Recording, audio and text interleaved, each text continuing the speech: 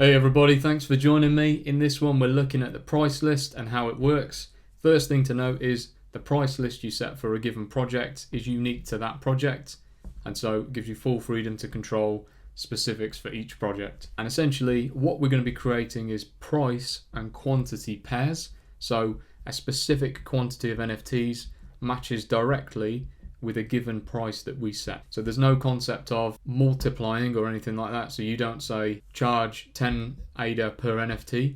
You charge specifically one NFT is going to be 10 ADA, and then you have to manually say 2 are going to be 20 ADA,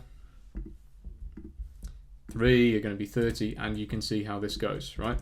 Now what this does is it essentially gives you full freedom to give discounts. So you can now see, let's say we do 4 for 40, but let's say we're trying to be, encourage people to buy perhaps more in bulk. We could give a little 5 ADA discount there, and you can buy 5 for 45. Note that you want to make sure your prices are activated. You can obviously use this later if you want to deactivate them for some reason. You may have also noticed that you can put in price valid dates, so you could do like promotional offers or different things like that, and this essentially will only show that specific price for a given time period. The maximum count you can have is 20. If I try to put in 21 there for what would be 210 ADA if we kept the same price, you can see that's given me an error. However, if I change that to 20, you can see now that's allowed me to do it.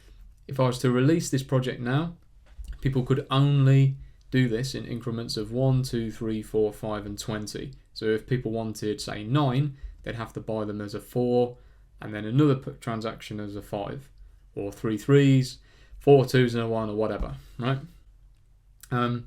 You can edit the prices like this afterwards, and you can edit these at any time. However, you must make sure you communicate that clearly with your community. Thank you for watching.